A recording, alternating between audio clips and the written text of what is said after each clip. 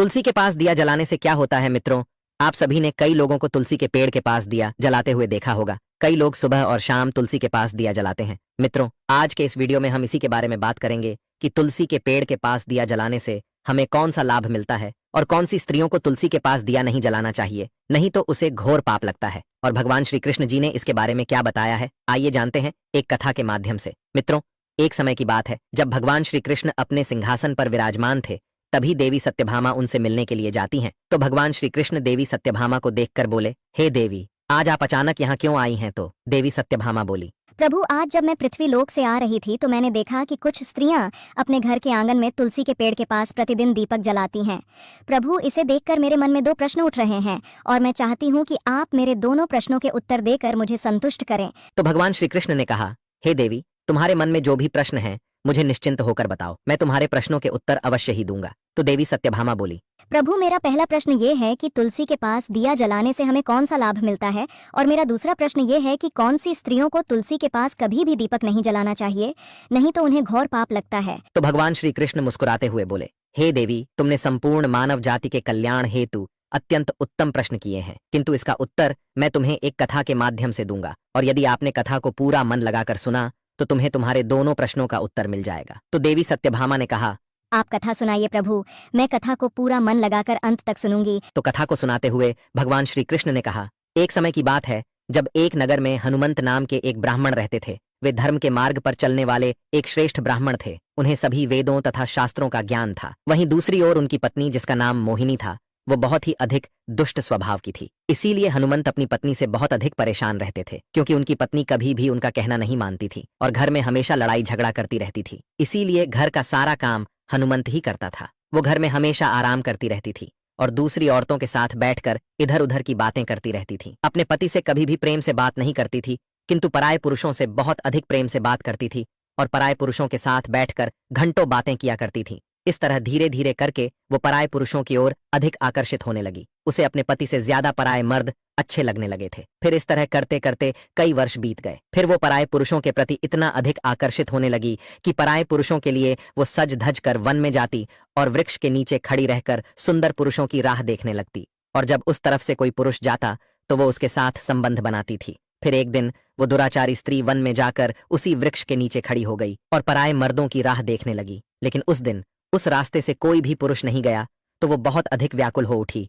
और कहने लगी, आज तो इस जंगल में कोई भी पुरुष नहीं आया, अब मैं अपनी काम वासना को कैसे शांत करूं। फिर इतना कहकर जैसे ही वो थोड़ा आगे बढ़ी, तभी उसे एक शेर दिखाई देता है और फिर शेर उसको देखकर उसे खाने के लिए आगे बढ़ता है। तो वो स्त्री शेर से बोली, अरे शेर, तू किस लिए यहाँ पर आया है? मुझे क्यों खाना चाहता है? मैं तो यहाँ पर अपनी काम वासना को शांत करने आई हूँ।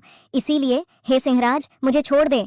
मेरा भक्षण करके तुझे क्या मिलेगा? तो शेर बोला, हे दुष्ट औरत, तुझ जैसी स्त्री का भक्षण करना ही मेरा काम है, तभी मुझे इस शरीर से मुक्ति मिलेगी। तो वो स्त्री बोली, हे सिंहराज, आप कौन हो और मुझे क्यों खाना चाहते हो? सच सच बताओ, तुम्हें किस पाप के कारण से शेर का जन्म मिला है? तो शेर बोला, हे पापिनी, मैं तुझे मेरे पूर्व जन्म की सच्चाई सुनाता हूँ, किस कारण से मुझे इस जन्म में शेर का जन्म मिला है। तो सुनो। प्राचीन काल में मंदाकिनी नाम का एक नगर था और मैं उसी नगर में रहता था, और मैं एक श्रेष्ठ ब्राह्मण था। उसी नगर में एक नदी के किनारे बैठकर मैं यज्ञ करता था। मैंने उस जन्म में अनेक पापियों के कल्याण के लिए यज्ञ किए और उन पापियों के घरों में भोजन भी किया था।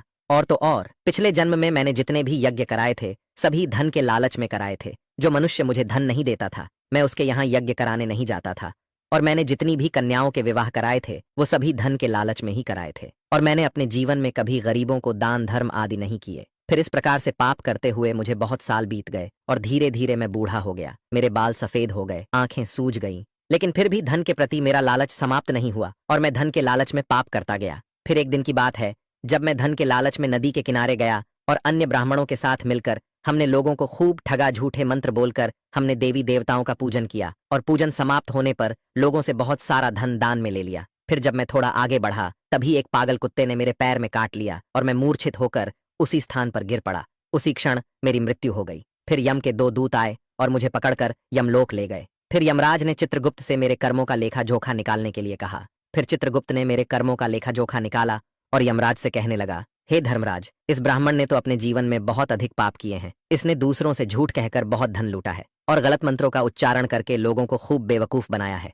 इसीलिए इस पापी ब्राह्मण को नरकलोक में ही भेजना। फिर यमराज ने अपने दूतों को आदेश देकर मुझे नर्कलोक में डलवा दिया। फिर अनेक वर्षों तक नर्कलोक में सजा भोगने के बाद मुझे इस जन्म में शेर का शरीर प्राप्त हुआ और मैं इस वन में रहने लगा। इसीलिए मैं अपने पूर्व जन्म में किए गए पापों को याद करके अच्छे मनुष्यों का भक्षण नहीं करता हूँ।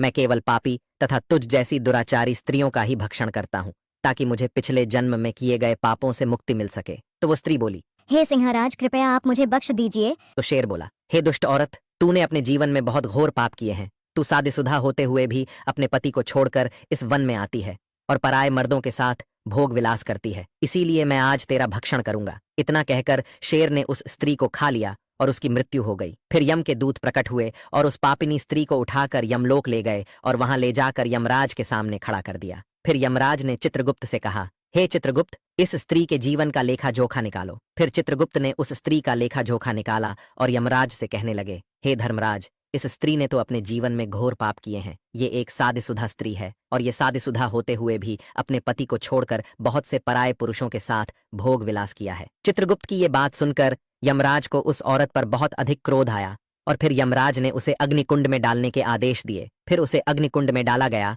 और उसके बाद उसे नरकलोक में भेज दिया गया। फिर अनेक वर्षों के पश्चात उसी स्त्री ने चांडाल के घर में जन्म लिया और फिर से पाप करने लगी और अनेक पापी पुरुषों के संग विहार करने लगी। फिर इस तरह पाप करते करते वो कई रोगों से ग्रसित हो गई। वो अब सही से चल भी नहीं पा रही थी। फिर कुछ दिन बाद वो एक आश्रम में चली जाती है और वो देखती है कि आश्रम में कई स्त्रियां तुलसी के पेड़ के पास दीपक जला रही थीं। तो उन स्त्रियों को दीपक जलाता देखकर वो भी तुलसी के पेड़ के पास प्रतिदिन दीपक जलाने लगी और ऐसा करते करते कई वर्ष बीत गए। फिर वो धीरे धीरे ठीक होने लगी और तुलसी के पास दीपक जलाने से उसके पाप भी काम होने लगे थे। फिर इस तरह करते करते वो पूरी तरह से ठीक हो गई। फिर कुछ वर्षों बाद जब वो बूढ़ी हुई तो उसकी मृत्यु हो गई और फिर चित्रगुप्त ने उसका लेखा जोखा खोला तो देखा कि उसके सारे पाप नष्ट हो गए थे। और ये देखकर चित्रगुप्त ने यमराज से कहा, हे धर्मराज, इस स्त्री ने अपने जीवन में कई पाप किए थे, किंतु उसके बाद से इनसे तुलसी के पेड़ के नीचे दिया जलाना शुरू कर दिया और उसके बाद इसने कोई पाप नहीं किए, इसीलिए इसके सारे पाप नष्ट हो गए हैं। तो यमराज ने कहा,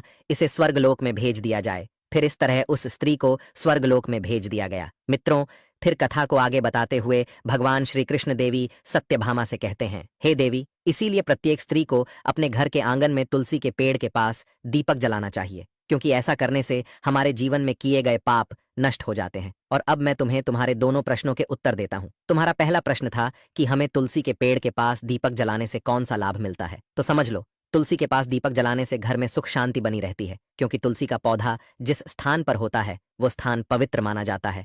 और तुलसी के पास दीपक जलाने से हमारे जीवन में जाने अनजाने में किए गए पापों से मुक्ति मिलती है और घर में धन दौलत की कोई कमी नहीं होती है। और तुम्हारा दूसरा प्रश्न था कि कौन सी स्त्री को तुलसी के पास दीपक नहीं जलाना चाहिए। तो समझ लो, जो स्त्रियां अपने पति के होते हुए भी पराये मर्दों से भोग विलास करती हैं तथा पराये मर्दों से संबंध रखती हैं और अपने पति का कभी भी आदर सम्मान नहीं करती हैं, ऐसी स्त्रियों को दीपक नहीं जलाना चाहिए। तो माता लक्ष्मी बोली, प्रभु, क्या ऐसी स्त्रियों कभी भी तुलसी के पास दीपक नहीं जला सकती हैं? तो भगवान श्री कृष्ण मुस्कुराते हुए बोले, जला सकती हैं, किंतु जब वो ऐसे घोर पाप करना छोड़ दे और पराये मर्दों से संबंध रखना छोड़कर पश्चाताप करें, तो उन्हें भी तुलसी के पास दीपक जलाने से उनके द्वारा अपने जीवन में किए गए पापों से मुक्ति मिलेगी। मित्रों, आपको ये कथा कैसी लगी हमें कमेंट्स करके जरूर बताएं। तो बोलो, जय श्री कृष्ण, राधे राधे।